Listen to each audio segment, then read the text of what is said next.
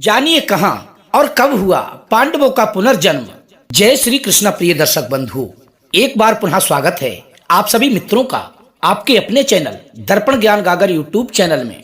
प्रिय सज्जनों, आज आपके समक्ष बहुत ही ज्ञानवर्धक बस सभी को जानने योग्य ज्ञानवर्धक कहानी लेकर हम हाजिर हुए हैं। महाभारत का युद्ध धर्म और अधर्म के बीच था। इतना विध्वंसक युद्ध शास्त्रों के अनुसार अब तक किसी भी युग में नहीं हुआ है, जिसमें अपनों से ही लड़ाई थी। इस युद्ध का परिणाम भी इसी युद्ध की तरह भयावह व विध्वंसक था। प्रिय सज्जनों, कलयुग में आकर कौन से पांडव ने कहां पर जन्म लिया, आइए जानते हैं इस कथा के माध्यम से ये रहस्य। प्रिय सज्जनों, महाभारत में प्रत्येक व्यक्ति अपने आप में महान और कुशल था। हर कोई किसी न किसी का अवतारी था और सभी के पास अद्भुत शक्तियां थीं। उस युद्ध में कोई अपनी शक्तियों का इस्तेमाल कर पाया तो कोई नहीं, कोई हार गया तो कोई विजयी हुआ। प्रिय सज्जनों, कहते हैं महाभारत युद्ध के बाद एक बार पुनः सभी योद्धा जीवित हो गए थे और ये भी कहते हैं कि सभी योद्धा कलिकाल में किसी न किसी नाम व रूप में किसी न किसी नाम से पुनः जन्मे थे। प्रिय दर्शक बंधुओं, आइए जानते हैं युद्ध के बाद वो सभी योद्धा कैसे जीवित हुए थे। प्रिय सज्जनों, भगवान श्री कृष्ण भगवान विष्णु के अवतारी थे, तो बलराम शेषनाग के अंश थे। 8 वसुओं में से धू नाम के वसु ने पितामह भीष्म के रूप में जन्म लिया था। देवगुरु बृहस्पति ने गुरु द्रोणाचार्य के रूप में जन्म लिया था और उनका पुत्र अश्वत्थामा रुद्र के अंश अवतार थे। दुर्योधन कलयुग का व उसके 100 भाई पुलस्त ऋषि के वंश के राक्षसों के अंश थे। सूर्य देव के पुत्र कर्ण, इंद्र के पुत्र अर्जुन, पवन देव के पुत्र भीम, धर्मराज के युधिष्ठिर और 2 अश्विनी कुमारों नासत्य और दस्त्र के पुत्र नकुल और सहदेव थे। भगवान रुद्र के एक गण ने कृपाचार्य के रूप में जन्म लिया। द्वापर युग के अंश से शकुनी अरिष्टा के पुत्र हंस नामक गंधर्व ने धृतराष्ट्र तथा पांडु के रूप में जन्म लिया। सूर्य के अंश धर्म ही विदुर के नाम से प्रसिद्ध हुए। कुंती और माद्री के रूप में सिद्धि और धृतिका का जन्म हुआ था। मति का जन्म शुवल की पुत्री गांधारी के रूप में हुआ था। राजा भीष्मक की पुत्री रुक्मिणी के रूप में लक्ष्मी जी व द्रौपदी के रूप में इंद्राणी ने जन्म लिया था। अभिमन्यु चंद्रमा के पुत्र बर्चा के अंश थे।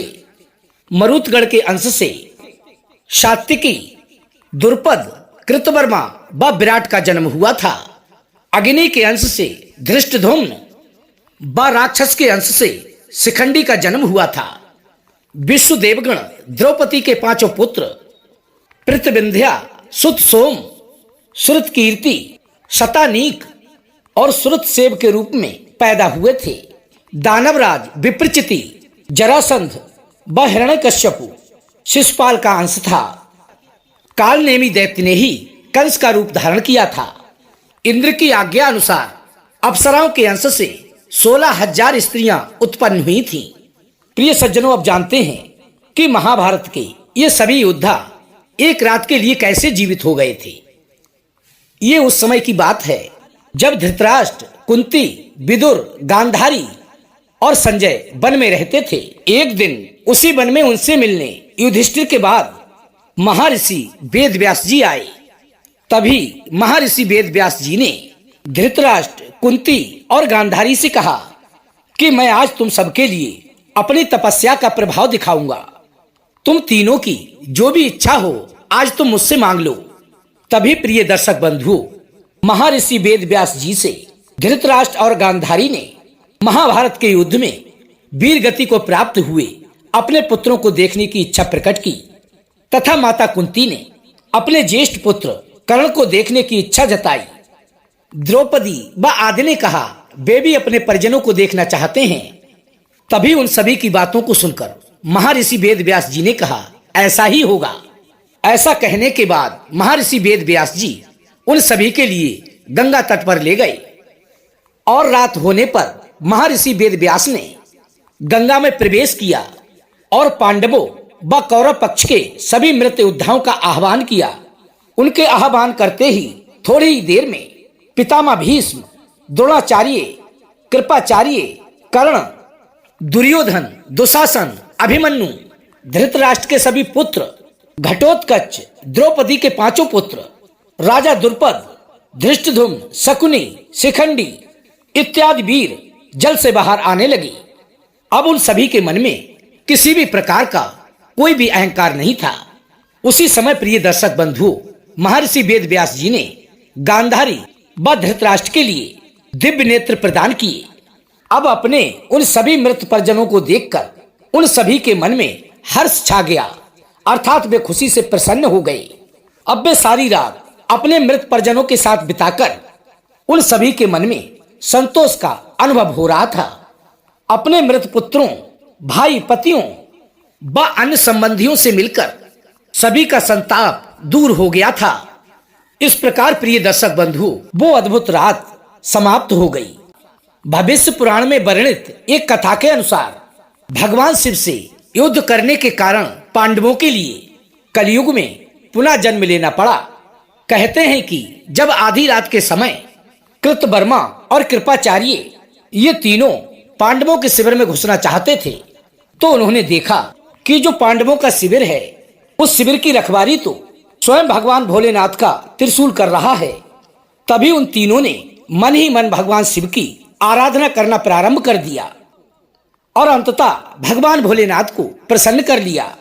जिसके बाद अश्वत्थामा ने उनके शिविर में घुसकर पांडवों के पांचों पुत्रों का वध कर दिया और वहां से वे तीनों चले गए। इसके बाद जब इसके बारे में पांडवों को पता चला तो वे पांचों पांडव भगवान शिव से युद्ध करने के लिए उनके पास पहुंच गए। अब जैसे ही वो पांचों पांडव भगवान शिव से युद्ध करने के लिए उनके सम्मुख पहुंचे तो उनके सभी अस्त्र शस्त्र भगवान शिव में समाने लगे। इसके बाद भगवान शिव उनसे बोले कि तुम भगवान श्री कृष्ण के उपासक हो, इसलिए इस जन्म में मैं तुम्हें इस अपराध का फल नहीं दूंगा, लेकिन इसका फल तुम्हें कलयुग में एक बार पुनः जन्म लेकर तुम्हें भोगना पड़ेगा। भगवान भोलेनाथ की ये बात सुनकर सभी पांडव बहुत ही दुखी हो गए और इसके विषय में बात करने के लिए वे सभी एकत्रित होकर भगवान श्री कृष्ण के पास पहुंचे। तब भगवान श्री कृष्ण ने उनको बताया कि कौन सा पांडव कलयुग में कहां और किसके घर में जन्म लेगा। प्रिय सज्जनों, नंबर 1, युधिष्ठिर का जन्म वत्सराज नाम के राजा के पुत्र के रूप में हुआ। उनका नाम मलखान था। नंबर 2, भीम का जन्म वीरण नाम से हुआ, जो बनारस नाम के राज्य में राजा बने। नंबर 3, अर्जुन का जन्म परिलोक नाम के राजा के राज्य में हुआ और उनका नाम ब्रह्मानंद पड़ा। नंबर 4, नकुल का जन्म कानकुब्ज के राजा रतन भानु के यहाँ हुआ और उनका नाम लक्ष्मण पड़ा।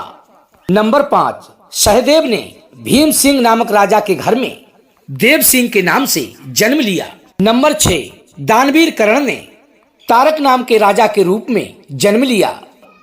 नंबर 7, प्रिय सज्जनों, कहते हैं कि धृतराष्ट्र का जन्म अजमेर के पृथ्वीराज के रूप में हुआ और द्रौपदी ने उनकी पुत्री के रूप में जन्म लिया था, जिनका नाम बेला पड़ा था।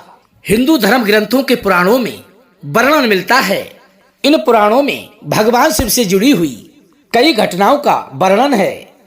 इसी प्रकार से भविष्य पुराण में द्रोण पुत्र अश्वत्थामा द्वारा मारे गए पांडव पुत्रों का तथा तत्पश्चात पांडवों द्वारा शिवजी से युद्ध का विस्तार रूप से वर्णन किया गया है। प्रिय सज्जनों, भविष्य पुराण में यह भी बताया गया है कि भगवान शिव से युद्ध करने के कारण ही पांडवों को कलयुग में पुनः जन्म लेना पड़ा था। कहा जाता है अश्वत्थामा आज भी जीवित है और उसके माथे से मणि निकाले जाने के कारण उसमें से रक्त बहता रहता है और वो महाभारत काल से आज भी अपनी मुक्ति के लिए इधर उधर भटक रहा है। लेकिन प्रिय सज्जनों, ये भी बात सत्य है कि पांडवों का पुनर्जन्म हुआ है। प्रिय दर्शक बंधुओं, इन सभी सवालों का जवाब हमारे भविष्य पुराण में मिलता है। तो कैसी लगी प्रिय दर्शक बंधुओं आज की हमारी ये छोटी सी कहानी? कृपया कमेंट करके आप हमें अवश्य ही बताएं और यदि वीडियो पसंद आया हो तो वीडियो को लाइक करके चैनल को सब्सक्राइब अवश्य कर लेना। हो सके तो अपने सगे संबंधियों और मित्रों तक वीडियो को शेयर अवश्य करना। प्रिय सज्जनों, हम कल फिर मिलेंगे इसी प्रकार की ज्ञानवर्धक चर्चा के साथ। इसी के साथ प्रिय दोस्तों, राधे राधे, जय श्री कृष्णा।